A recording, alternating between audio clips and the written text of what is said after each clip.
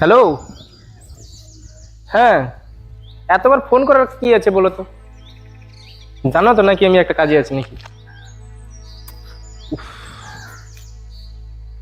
দেখছো আমি একটা কাজে এসেছি, তারপরে এতবার বা কেন ফোন করছো? বিরক্ত করো না। না, রাখো তো বাবু। হ্যাঁ, আমি রাখছি ফোন।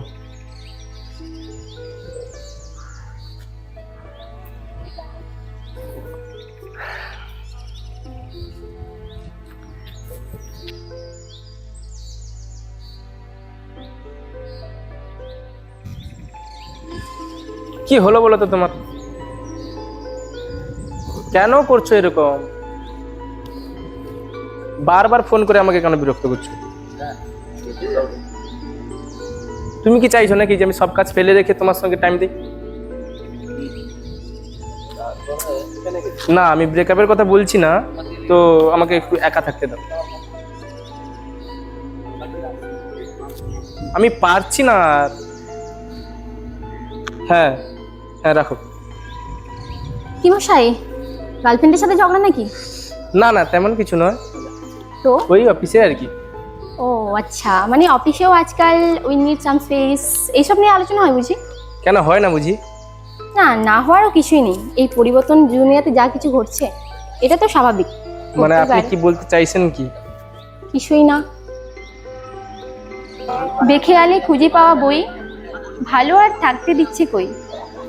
বৃষ্টির জলে ধোয়া ছাদ, হালকা আদরে ছুঁয়ে দেওয়া হাত। আচ্ছা, আরেকবার বলবেন কি? আমি না ঠিক বুঝতে পারলাম না।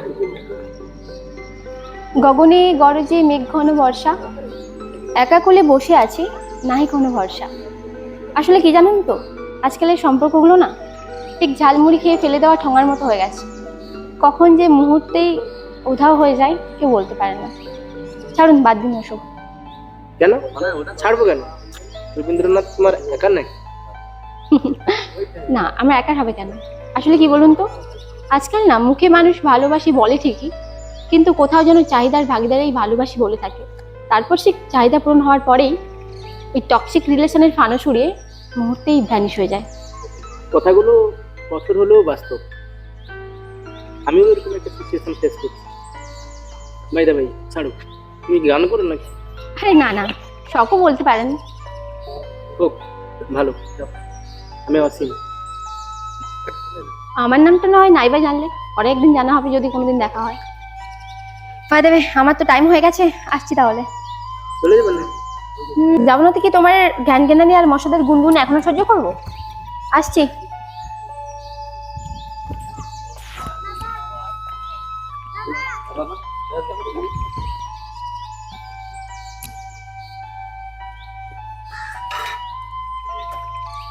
আরে আপনি ফলো করছেন? আরে মিস আগন্তুক, তেমন কোনো কিছু নয়। এত আলো আলোচনার পর একটু গরম চা না হলে তো জমে না না। দাদা আরেকটা চা দেবেন তো।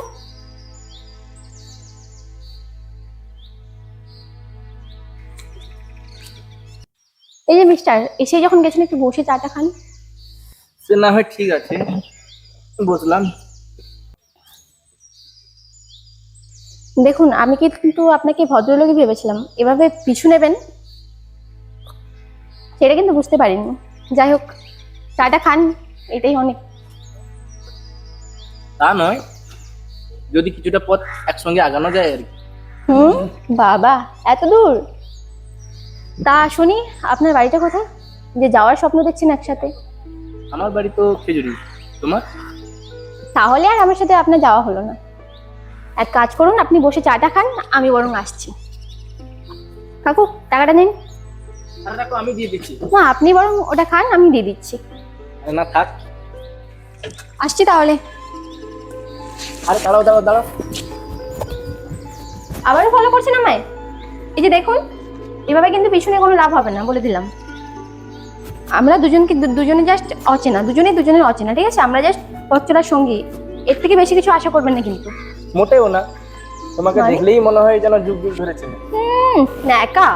দেখুন, আমি কিন্তু আপনার কেবলমাত্র চলার পথে কিছু মুহূর্তের সঙ্গী।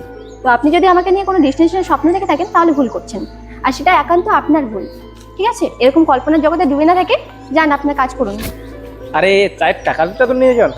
না থাক, আমার কাছে আছে, ঠিক আছে। আর ওইটা বরং আপনি রেখে দিন, আপনার প্রিয় মানুষটাকে কিছু কিনে দেবেন, খুশি হবে। উফ, আবার আসছেন? কি চান বলুন তো আপনি? দেখুন এবার কিন্তু অনেক বাড়াবাড়ি করছেন আপনি। মানে এটা কি করছেন আপনি? যখনই দেখছি পেছন পেছন আসলে কিছু বলবেন আমায়? আরে ম্যাডাম, আপনি রেগে যাচ্ছেন কেন? চায়ের টাকাটা আবার নাই বা নিলে হুম, পথ চলার সঙ্গী তো কিছুক্ষণ হতে পারি। চলুন। দেখুন এই পথ চলার সঙ্গীকে কিন্তু আবার অমর সঙ্গী ভেবে ভুল করবেন না, বুঝলেন? কোথায় গেলেন? এই যে আপনাকে বললাম না যে চলার পথে সঙ্গীকে আবার অমর সঙ্গী ভেবে নিয়ে না, এটা বলার একটাই কারণ, মানে আজকাল না ভালোবাসা যে কোথায় গিয়ে দাঁড়িয়েছে ভাবার বাইরে। কখন যে কাকে ভালোবাসছে, কখন কার শরীরের চাহিদা মোহতে আসক্ত হচ্ছে, সেটা বলা খুবই মানে দুষ্কর। তো সেই জন্যই বলছি, এরকম ভুল কখনোই করবেন না, কারণ মোহতে পড়ে বারবার ভালোবাসি শব্দটাকে অপব্যবহার করবেন না, বুঝলেন? যাই হোক, তুমি খুব ভালো কথা বলতে পারো। তাই হ্যাঁ, শোনো না, বলো। এই ব্যস্ততা শহরে কিছুক্ষণ বসে কথা বলতে তো পারি? চলো, নো প্রবলেম।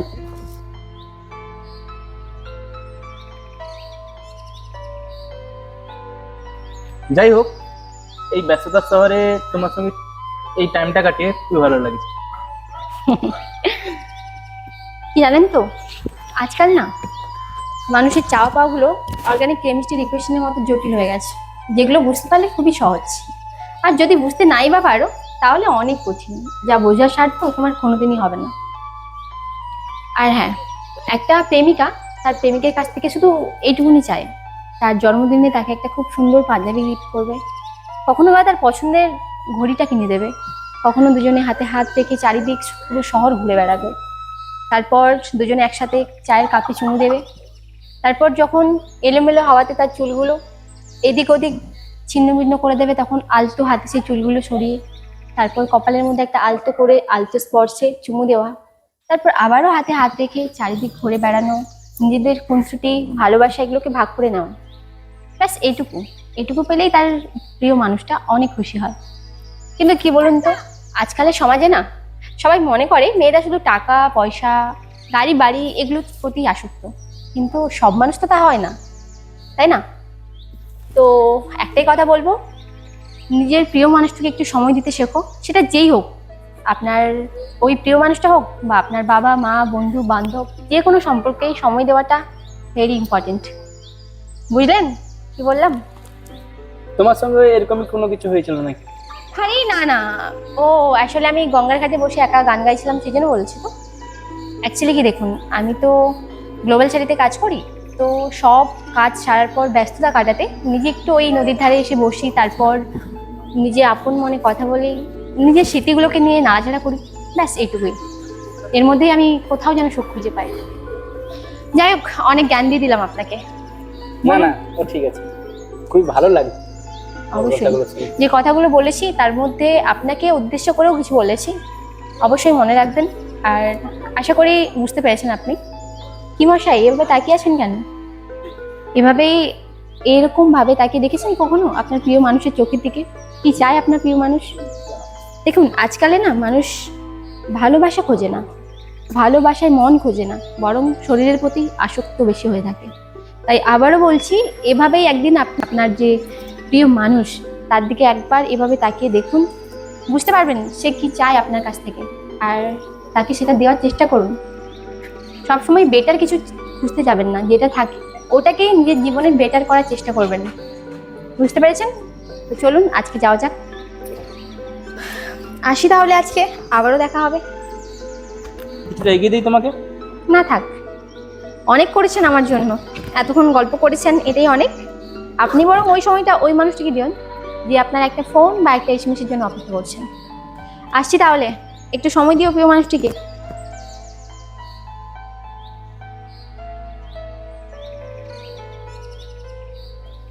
শোনো না, হ্যাঁ বলুন। একটা কথা না বলে থাকতে পারছি না। হুম, আজকে তোমার সঙ্গে না দেখা হলে আচ্ছা। না কথা হলে আমি সত্যি একটা বড় দুঃখের শিকার হতাম। যাই হোক, আপনি যে এই বুঝতে পেরেছেন এটাই অনেক। কিন্তু আমি চাইবো নেক্সট যদি কোনোদিন দেখা হয় তো এই অসীমকে যেন না দেখতে পাই, একটা নতুন অসীমকে যেন দেখতে পাই। মনে থাকবে তো? হ্যাঁ স্যার, হ্যাঁ পাঠান, আমি করে পাঠিয়ে দিচ্ছি। ঠিক আছে স্যার, কোনো অসুবিধা নেই স্যার, পাঠিয়ে দিন স্যার, আমি পাঠিয়ে দিচ্ছি। ঠিক আছে, রাখছি স্যার।